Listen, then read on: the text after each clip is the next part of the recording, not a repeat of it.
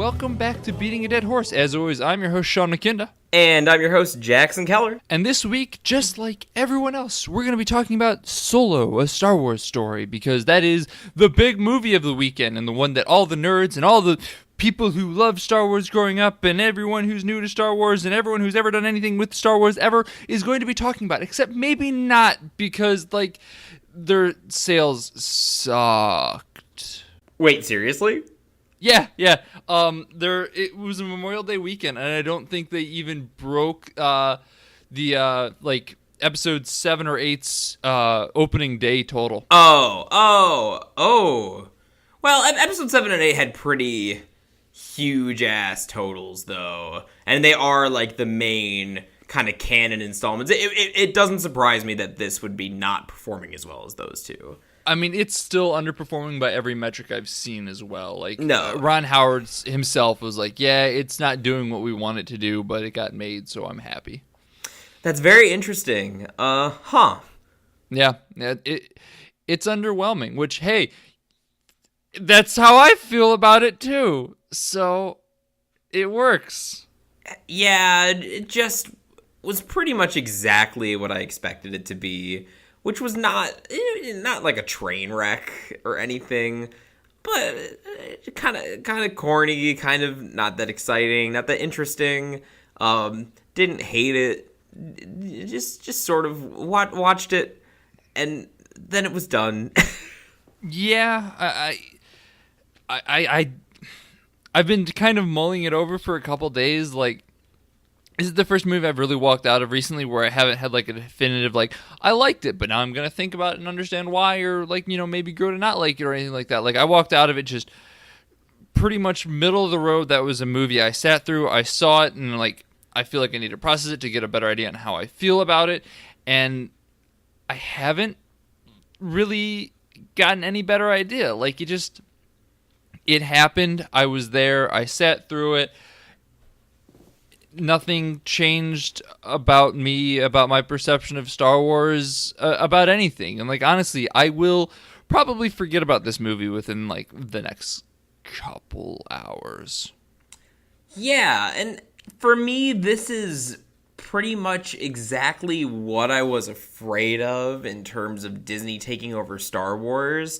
This is the end result of kind of the Disney modern blockbuster machine that we're going to get, one Star Wars a year, and, our whole lives are going to be Star Wars now, and all the movies are going to be the same, or at least feel samey, and kind of keep treading the same ground, and it's just going to suck the magic out of it, which I would say for my part that between these last 4 movies, all the magic of Star Wars is most certainly dead, and I didn't even hate Last Jedi. Well, maybe this will be a course correction wake-up call for Disney in some way. Even if it's just in a small way, where, they change the way they handle their intermediary stories or something like that to make them less about characters we already know and more like the Clone War TV show, or, any of the extended universe stuff from when I was a kid, when it was all about the characters that we didn't know type of thing, and anything like that. Obviously, big picture, best outcome, they stop doing these intermediaries, and maybe we can go back to Star Wars every other year, because, God, I would like less serialized movies. But, I mean, even a small change, I feel would be welcome at this point. It might add some more mystique to the Star Wars universe. Well, that's just the thing, is that, the alternating between, the main canon, I mean, they're all canon, but, the main series entries versus the side stories, didn't have to be a bad idea. And, I mean, when they hired Miller and Lord in the first place to do the Han Solo movie, I know that my reaction was the same as a lot of people, and that couldn't be less interested in just straight up a Han Solo movie, but the fact that they got these directors to do it means they probably are going to have their own spin on it. But it keeps happening with these big Disney movies when they keep hiring directors with some sort of style or vision. They keep, putting Edgar Wright on Ant-Man, and then when the directors be artists, it clashes with the direction that they want and have to boot him out and make a big public scare about it. But really, like, if they just, for these side stories that, like, weren't as important, because, I understand, like, producer heavy, like, brand control on, like, the big important, like, episode 9 or whatever. But it's weird because they basically did the opposite. Because Ryan Johnson, he's kind of like he's got kind of a voice and a style, and like he was able to do a lot of really controversial things on Last Jedi. So what was the problem with Miller and Lord then? Like, why couldn't they make like a funny Han Solo movie? I don't get it. Well, because it's everyone's like dream to see Han Solo on the big screen in his own movie, doing his own thing. What that own thing would be, God only knows. It's not this, because this is uninteresting and trite. So, like, let them make it funny. It's so weird to me that, like, they would do this. I mean, it's not weird because, Han Solo is obviously one of the most, like, beloved characters in the franchise. But also, like, he was a main character. It wasn't like he was a support. Like, he had basically three movies where he was a lead. They were called Star Wars Episodes 4, 5, and 6. This isn't the Bosk standalone universe or IG-88. I want to see more about that cone-headed robot doing his little bounty hunter stuff. Oh. That sounds like a good movie. What if, can we get a standalone for Elan Sleaze Bagano, the guy who tried to sell Obi-Wan death sticks in Attack of the Clones? Is that actually his name? That's actually his name. I thought you were making a joke about Elon Musk. No, that was actually his name. Holy shit. See, honestly, what I'm waiting for... All right, let's take a minute here. What is your dream standalone Star Wars movie? My dream standalone Star Wars movie? Maybe something in like the old Republic, like even pre-prequels where you can just do your own kind of like side story. Maybe like a Yoda origin type of thing going on? Like maybe not necessarily origin, but like maybe something tangentially related to him. Yeah, like maybe around the time when Yoda would have been like a Padawan, like the old Republic. I think that's actually an area where that's pretty much only been done in like video games that aren't canon anymore anyway. And like you can have a lot of freedom there without sort of being tied down. If that's too like far back, like if that's too spicy, then honestly probably something prequel era. I'm getting tired of the like galactic civil war aesthetic between the side stories being completely about that like episode 4, between episode 3 and 4 time, and then the later movies just completely copying everything from the old movies anyway. So like, what's the point?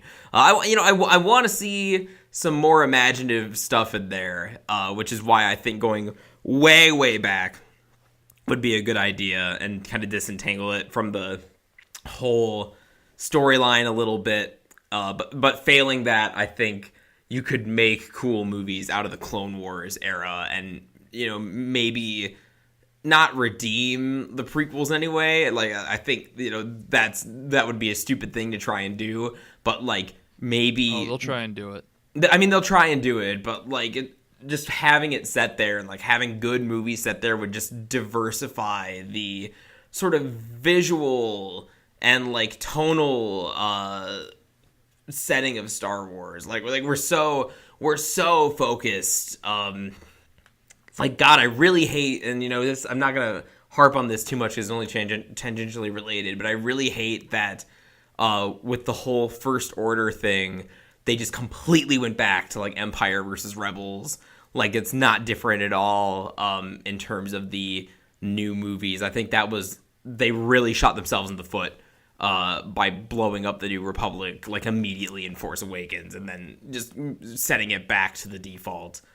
Yeah, there's a whole lot of like I actually did as a kid read a whole lot of extended universe books. The Young Jedi series stands out to me in a big way, but like putting something in the Clone War era with, like, just fighting a Sith guy who wants to do something bad would be really interesting, Like, just something simple like that. Just have a big bad trying to, be Darth Plagueis and trying to resurrect somebody or something stupid like that, Just something that could be interesting.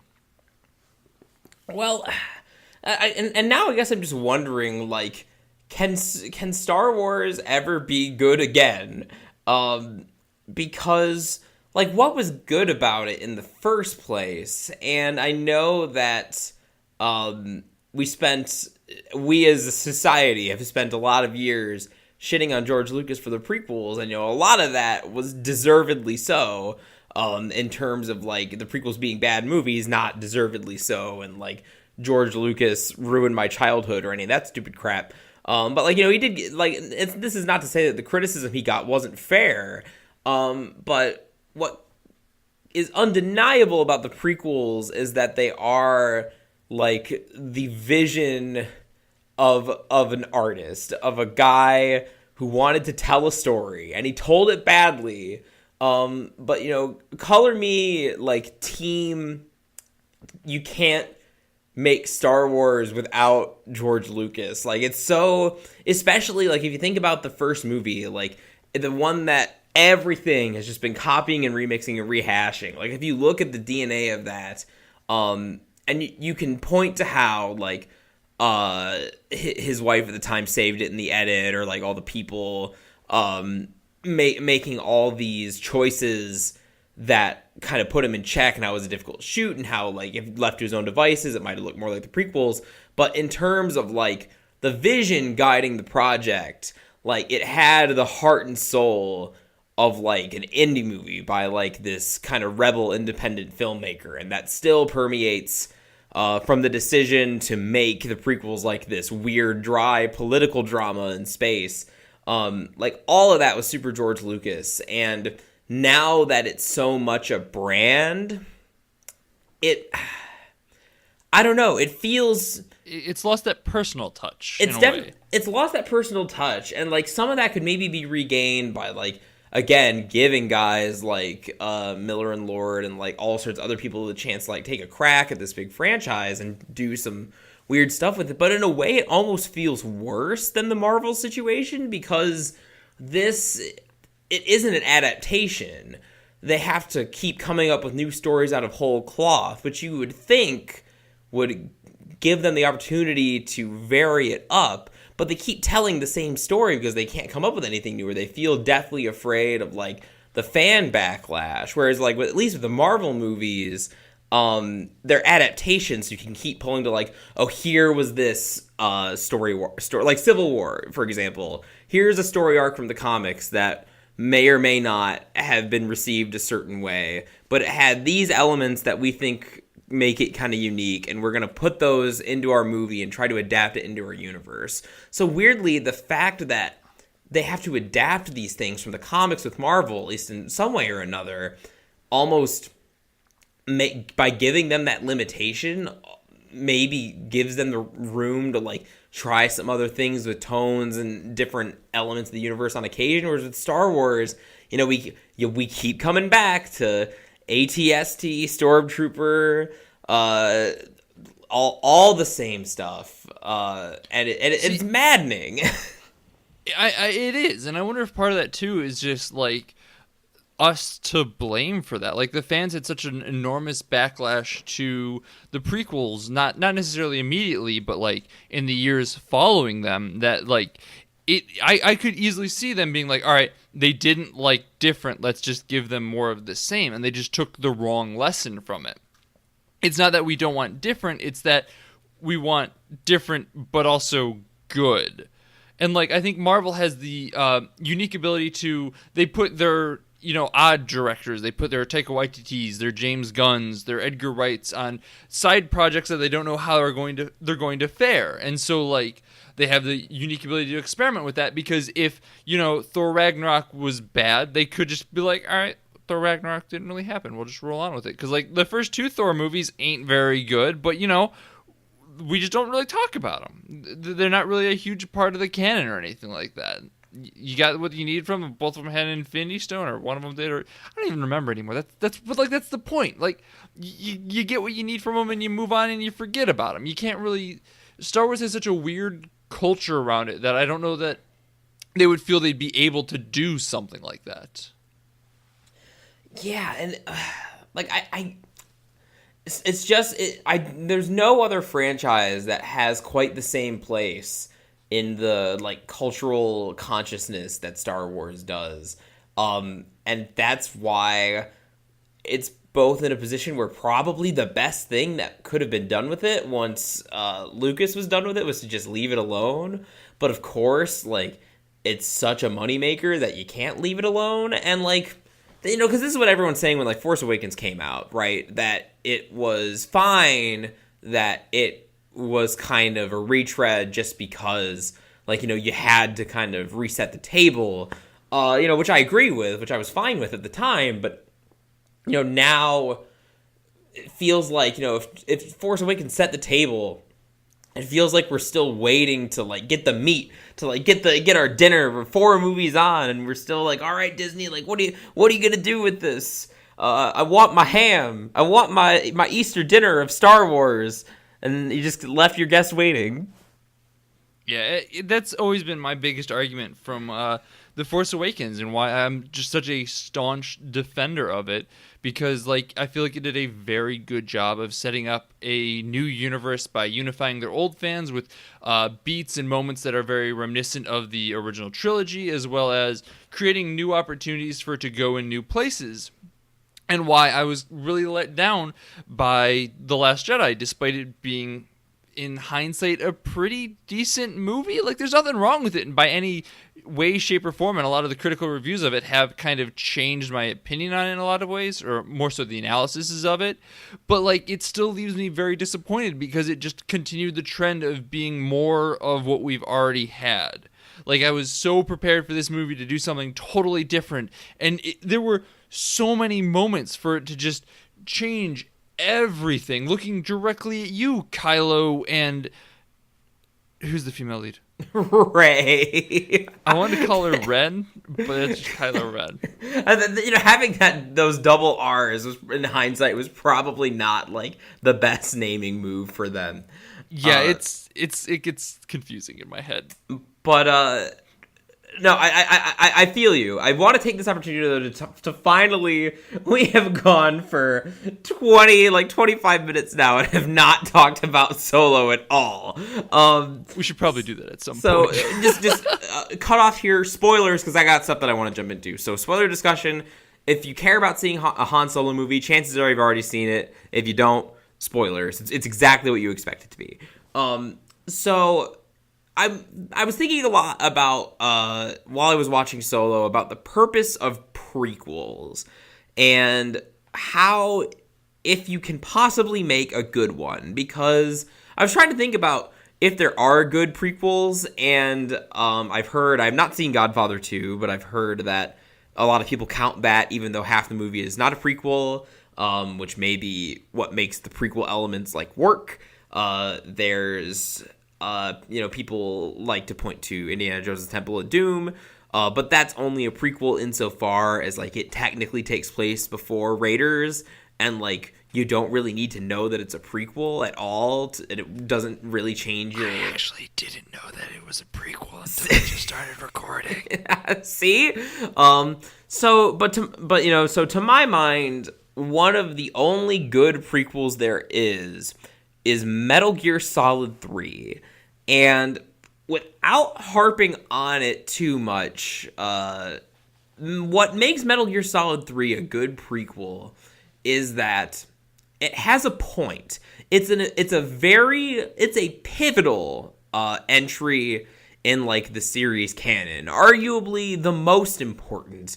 And the events that transpire in it aren't hinted at in any of the previous games at all.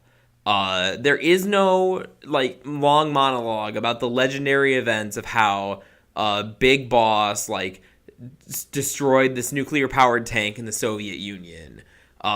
It was basically a whole new story cut out of whole cloth, because what it did was it took this character, Big Boss, who was just in the original Metal Gear games, this mustache twirling, like warmongering asshole, and by showing these events from his youth that were previously unalluded to, just completely changes your view of this character. Like, by going back and showing, like, how Big Boss became Big Boss, it completely flips kind of the morals, the political situation of the whole story kind of on its head. And you don't look at it the same way. It completely recontextualizes everything that happens. And the problem with Solo... now that we're actually getting to Solo. Well, this is an important setup. I appreciate that. It's just very funny. Like, we're going to talk about Solo now. So, Metal Gear Solid 3. So, but the thing about Solo, the thing about it that makes it conceptually uninteresting is that what could we possibly learn about Han Solo that is going to change our view of him? He wanted to be the very best. Yeah. Like no one ever was. What we learned is that he was basically Chris Pine's Captain Kirk for the new Star Trek. And or like literally anyone else who ever wanted to be the best at literally anything. He is just a Pokemon trainer. No, he's the way they set up his character is like kind of the most generic possible, arrogant kind of white boy, hotshot guy that you can imagine. Like you've seen this character 1,000 times before, and as far as like the character arc goes, there is no dramatic irony there because, you know, again, take Metal Gear Solid 3 as an example, or you know, maybe to be more appropriate, we can talk about the Star Wars prequels themselves, because I would argue there is more of a point to them than there is to like this Solo movie. Is that at least with, you know, those stories are about the fallen hero, like the good guy, like, you know, falling from grace and turning into what we know is going to be like one of the baddest villains in the series. And in both cases, like, you know, varied in terms of success, but the intent was clear. And at least like there was always that hint of dramatic irony, like, you know, in The Phantom Menace, when we see, even if you thought that child Anakin was annoying, like, you can see the purpose of, like, look at how this, like, sweet little kid is gonna turn into Darth Vader. Like, isn't that kind of tragic? With Han Solo, he's just kind of this, like, pirate asshole who has a change of heart and joins the rebellion and is, you know, less of an asshole, and that's basically his character arc, and then he fights for a greater cause. There is no dramatic irony there that you can possibly play with, so the movie just really makes his character arc a parabola in the most, like, uninteresting way, that he starts off, like, idealistic, learns how to be a more, like, uncaring, like, self-serving person, but then we know that in A New Hope he's going to come back around, because that's the whole point of his character in A New Hope, so it was a complete waste of time. But you see, Han shot first in this movie, so we know his character arc is just to put him back where he was. You don't want him to go too far ahead in this one. Well, that's the other thing. This movie, as far as like prequel stuff goes, it's just all memes, basically. Like, he literally shoots Woody Harrelson first. One of the most important like deaths in the movie is basically an acknowledgement of a fucking meme, and like. That's the other weird thing, is that the movie's all about the Kessel Run, the famous Kessel Run that he made in 12 parsecs. Well, in the original script of A New Hope, the Kessel Run was basically nonsense. Like, it was a nothing word, like, put in there that we understood sounded vaguely impressive and to make the world feel bigger and more alien than it actually was. And so the fact that we see it in such detail is weird. Especially since it turns out to be this like encounter with a black hole and like all this other unnecessary stuff. Like, I never needed to see what the Kessel Run was. I never was curious. Here's the thing about like that whole Kessel Run scene is that, like, strangely enough, there was that whole like Kraken thing that you were talking about. I honest to God was more interested in that than I was about pretty much anything else that was going on. Because at the time, we knew exactly where it was going. We knew that he was going to make it. We knew the consequences of it. We knew that he was going to brag about it in some way, shape, or form. But, like, here's this crazy-looking alien demon head. It looked like Parallax from Green Lantern. Oh man. No, but like I genuinely, as I was watching, I'm like, that looks kind of interesting. I want to know more about what's going on with that. Why is that the way it is? What is happening? You know, like it was this big giant space monster thing in space. What is it? What does it do? And like that's a huge problem, because you're supposed to not care about that side of things. You're supposed to care about them getting out of there alive. But we knew that they already would. Why? There's no stakes here. There's no risk of anyone dying in this moment, because like 3 of the 4 main people who are going to move on are currently alive and on that ship. No one's going anywhere. You know what? Two things while I'm thinking about it. First, I think the reason that like I was so weirdly off-put by the alien and the black hole, even though in theory that should be something kind of new and interesting that we haven't seen in Star Wars, is that it felt a lot more grandiose than the situation like was established as, just because the Kessel Run as it was so like kind of basic and sort of lame, that like having it suddenly take a left turn into Alien Zone just felt kind of off kilter with the tone. Even though it was the most interesting thing that was happening, it felt like it belonged in a more interesting movie, which I think is why I was sort of like but more to your point though, is that not only does everyone make it out alive, and we know they're going to make it out alive, and we know the Falcon's going to come back in one piece, there are no personal stakes, because Han has nothing to lose as a character. Like it doesn't. You could make a movie with some stakes that could maybe do some sort of recontextualizing of the character by giving Han something that he is afraid of losing, like if he doesn't. And this would be just off the top of my head, like probably the worst possible example, but just to use it to illustrate the point, is if like Han had his little relationship with Kira, and like the threat was that if he didn't do the job, then the Paul Bettany would like shoot her. And what actually happened with her was a lot more interesting, but like you get what I'm saying. Like it would like introduce a character that we don't know her fate of. Yeah. That would pretty much solve the problem, because we don't know her fate. We could assume either way at that point, and even if it's not necessarily the greatest scenario, it provides a really good understanding of like what you're trying to get at, is create this character that we don't know whether she's alive or dead, or they're alive or dead. So like there is that stake of what's going to happen there. When you have everyone on the ship, you know that they're good. So like even if you have to do it in under 12 parsecs, and then he fails and he's at 13 parsecs and she dies, type of thing, because of this interaction with the giant squid tentacle thing. It would actually create a dynamic of tension to that scene, as opposed to everyone's on board, they're fine. Everyone's on board, and Han has nothing to lose but his life, and Kira, who is also there. Like that's the problem, is that they did create a new character that we might care about, but then put her in situations that's by like being around the main characters, the other main characters, she would have plot armor.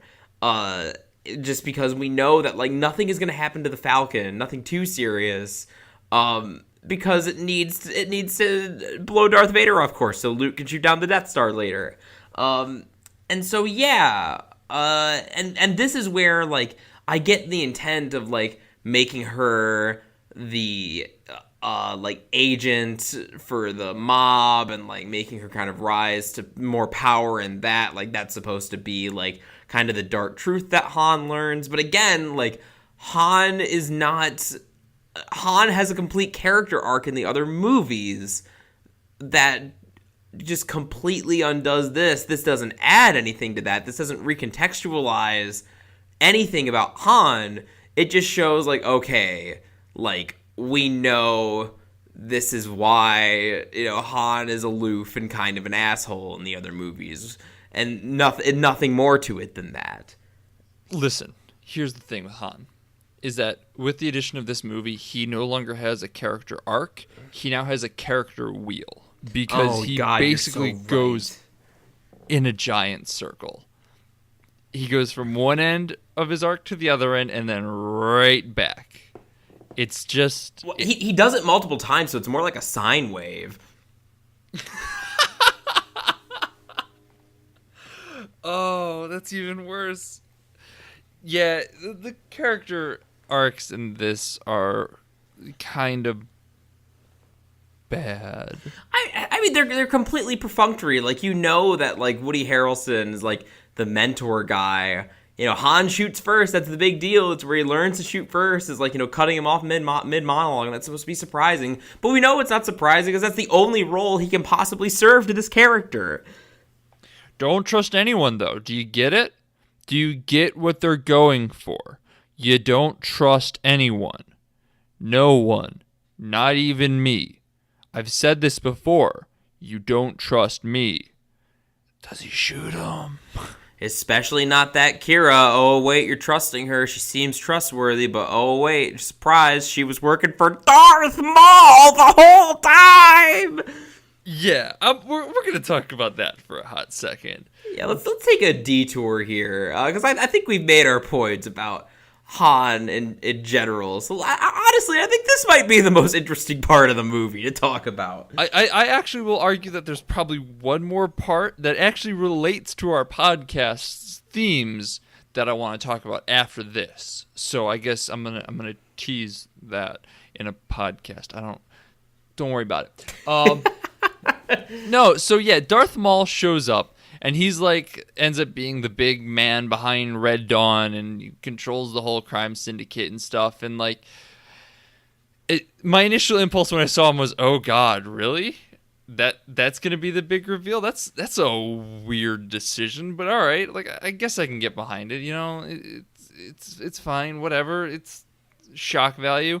But then the more I kind of thought about it, the more I'm like, no, I think I like this. 'Cause like, I want to see a Kira and fucking Maul movie. It sounds bizarre and interesting and actually would have stakes to it because we don't know the fate of either of these two characters. They could die at any moment. Like, they could like go up in their spaceship together and just blow up and that would be the end of that.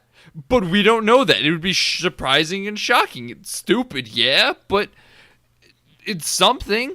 It's something that we don't know, and that's why the extended universe worked, is because, sure, it was built around a set universe and time frame and everything, but, like, we don't know the fate of any of the characters in it. I think there's a lot of things going on with this Darth Maul thing, and it wasn't that surprising to me. It was surprising to see him in the movie, but it wasn't surprising at all to see that he was alive, because I knew that he was alive because I've heard people talk about, like, the Clone Wars and Rebels and, like, those shows.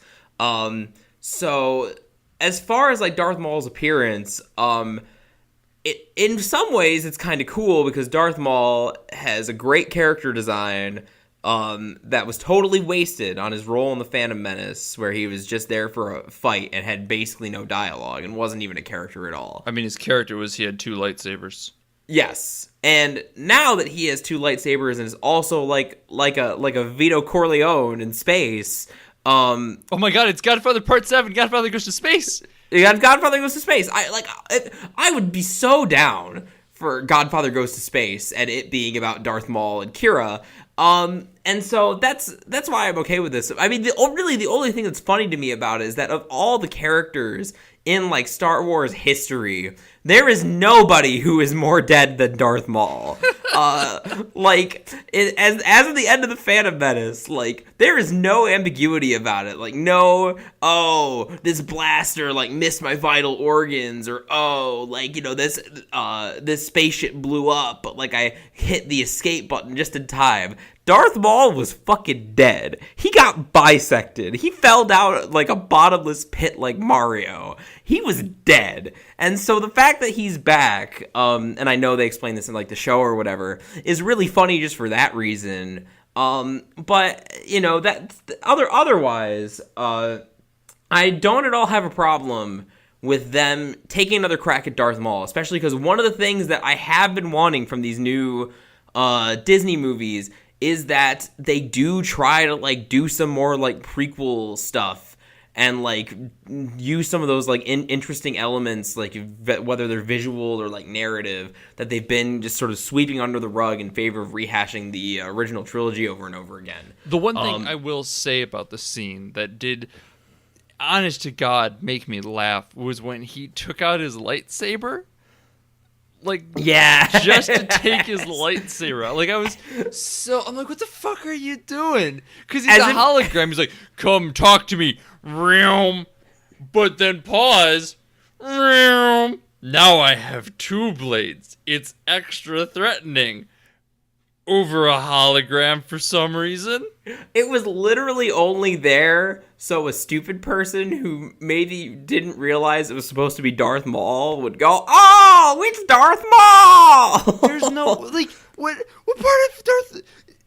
Okay, no, that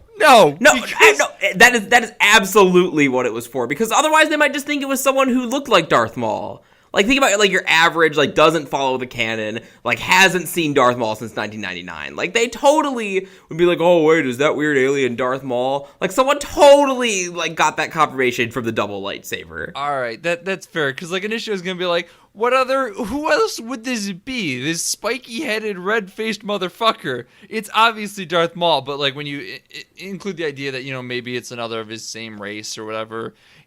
I get what you're going for then. That makes some sense.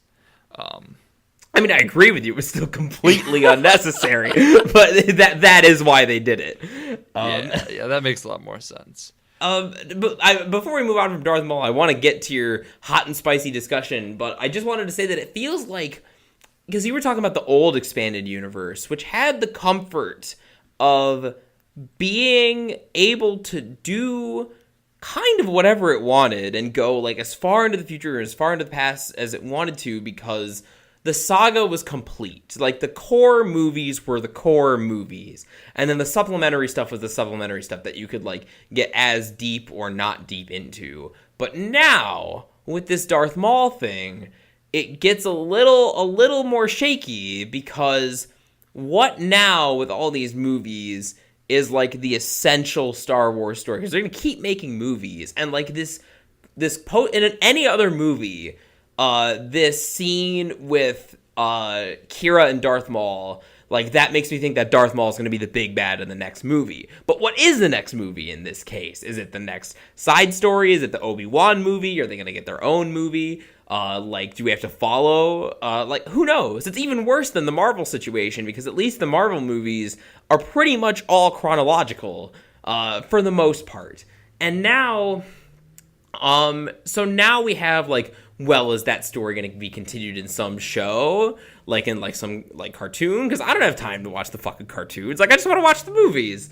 Are they going to have just a book? Well, I mean, that seems a little underwhelming after, like, having this tease in this movie. So, whereas the old expanded universe could build their lore maybe more like a comic book almost, just because they could develop their own continuity using the original 6 films as kind of the baseline. Now it's a giant muddled mess.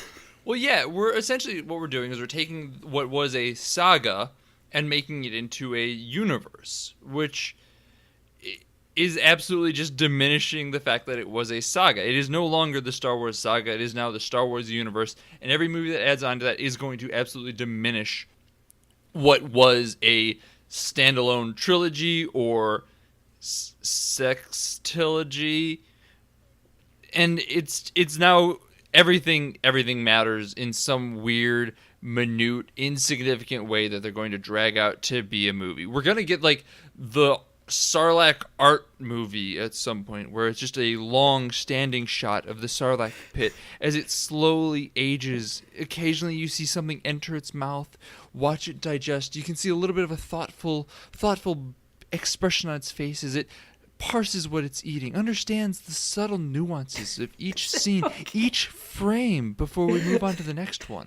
But see, what you're proposing, like Terrence Malick Sarlacc, like that's a lot more interesting and creative than anything they're ever going to do. Oh yeah, I would welcome that movie. Give me a challenging Star Wars movie. What they're probably going to do is make the Alon Sleaze Bagano movie first. Oh God! All right, so let's wrap this up with a little bit of a darker corner. If you have not seen this somehow while you've been perusing the internet, especially if you're in the film side of things, I'd be surprised. But let's talk about the droid Leet and what happened to her.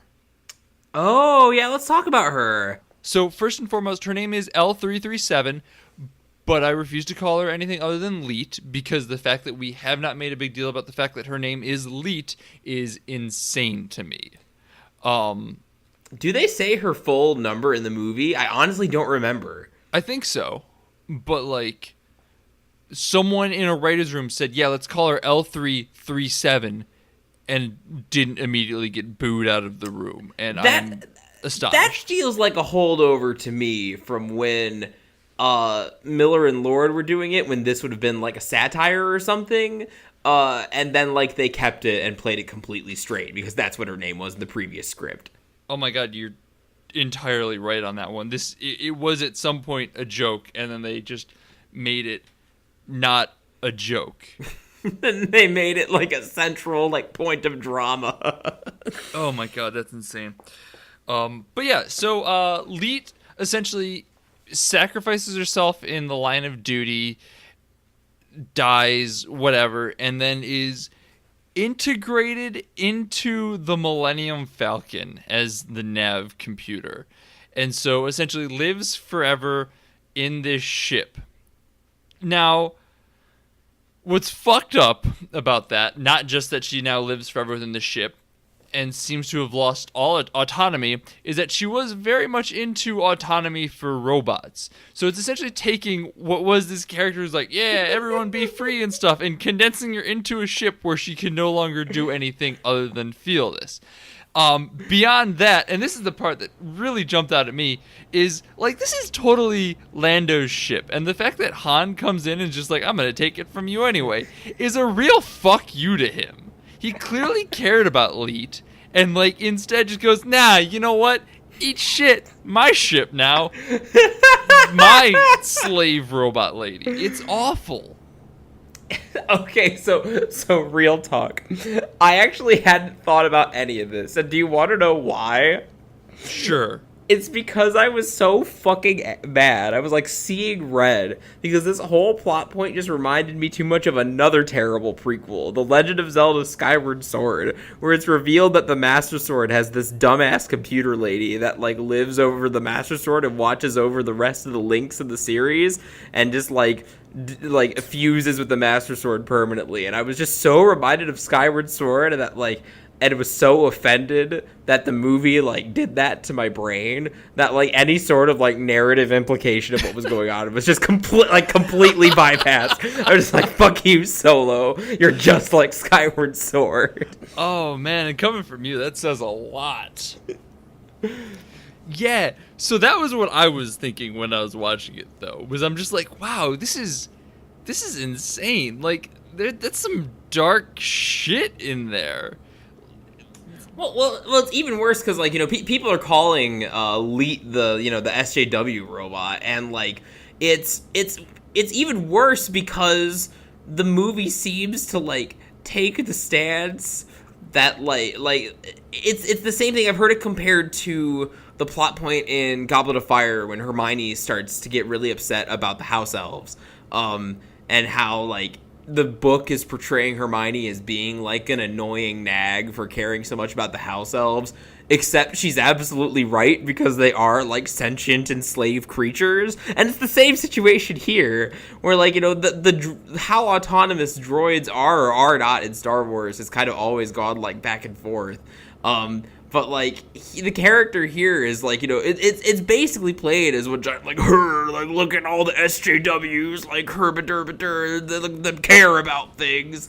So that makes the final assimilation that much worse. Yeah, and like when you mention that Leet is probably a holdover from Lord and Miller, it almost makes a lot of sense because, like, kind of playing off the idea of like, hey, are these robots free? Are they not? Do they have sentience? Do they not? Would kind of be funny in a way, you know?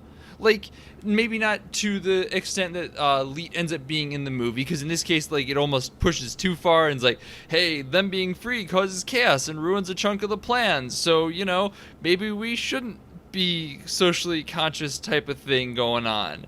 But, like, had she been kind of played for more funny, like, our droid sentient type of thing could have actually been clever and interesting and a nod to the fact that, like, that has always been an argument within the fan community. Yeah, it could have been a real fun, like, self-aware little thing. And it also, like, just, like, not that it matters so much, but I was just found myself wondering, like, when she kind of got, like, torn apart. Like, we've seen C-3PO get torn apart that bad on, like, several occasions. So I'm sitting there just thinking, like, why can't they just fix her and reboot her then? Why did we have to upload her into the Millennium Falcon? Like, why did this have to happen? Or why didn't they, after they upload her into the Millennium Falcon, take her out of the Millennium Falcon and rebuild her then? And, like, spare us the horrifying implication that, like, Han took the one thing Lando truly loved type of deal. And well, this is where fucking Skyward Sword rears its ugly head again, because they did it for the same reason they did it in that game, is to, like, make it seem like there's a special bond between this inanimate object and the hero, except in this case it's fucked because the character with that special bond wasn't Han, it was Lando. Yeah, as I say, it's the difference is, like, it's then Han, somebody came in, punches Link, and takes the sword from him and goes, it's mine now, and then canonically that's how it goes from there. You get Groose coming in and being like, I'm the hero of time now, sucks to be you, fuck off. I'm so glad you set up this whole special bond between you and this sword, but now it's about me, ha ha. It's such a weird fucking decision to have this whole thing go down.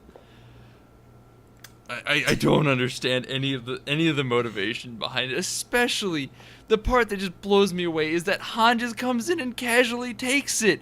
He watched all of this happen, knows how much the shit meant to Lando even without Leet inside it, and now that she was there, just doesn't care.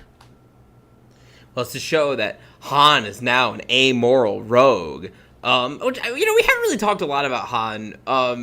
And I just before we wrapped up here, like, I just want to, like, put my, like, plant a flag in the sand, right, and, you know, make a claim. Nobody but Harrison Ford should ever be Han Solo. Not even that this guy was, like, super terrible, but, like, that's just such an iconic role. It's such an iconic performance, even though Harrison Ford hated it.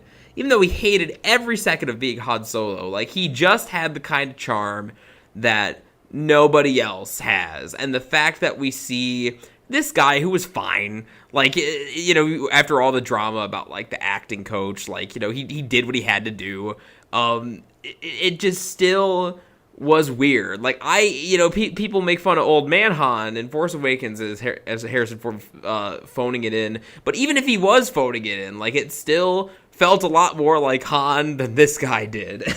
Yeah, I really kind of had almost a dissociation between him and Han. Like, I just kind of treated him as his own character type of deal, which almost makes more sense given that, like, he becomes a character sine wave, and, like, to just have this be a self-contained not Han movie would be almost better in a way. I don't know. I think we're thinking too much about this movie. I would like to stop now, please. Wait.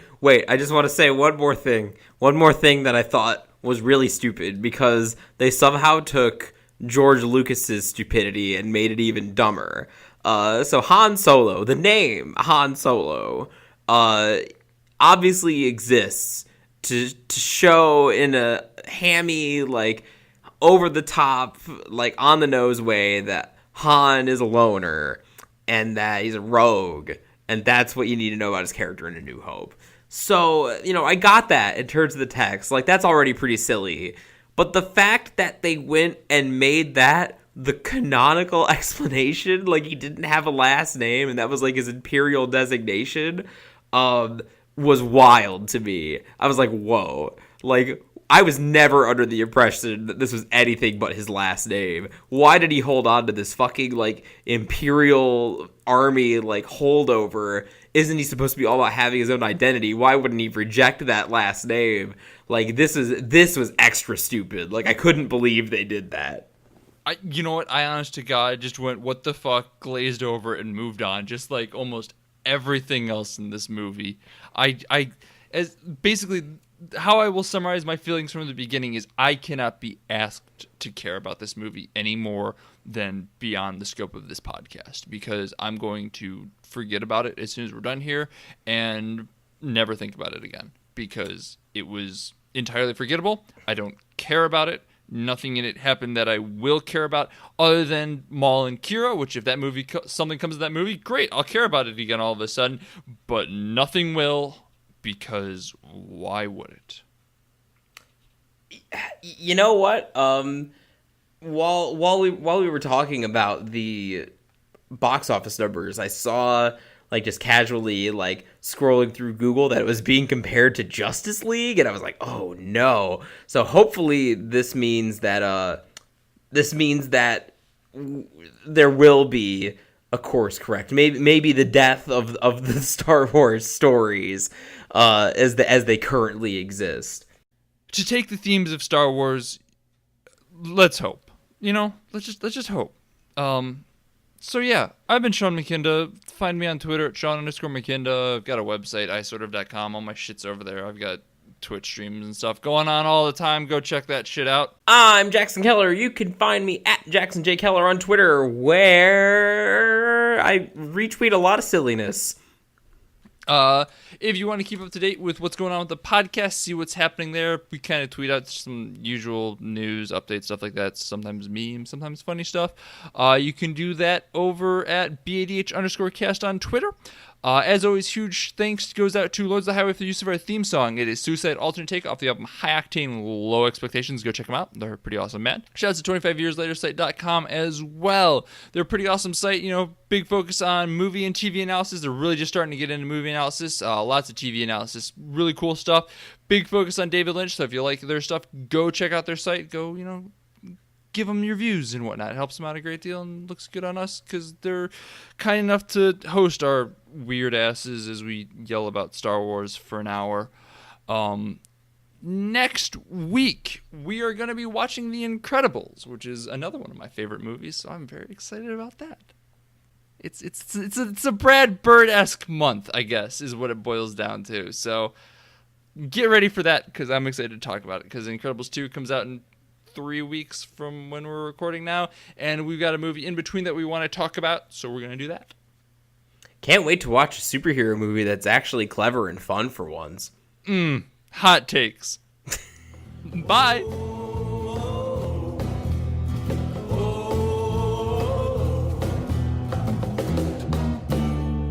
Don't you go into the ground. Don't you go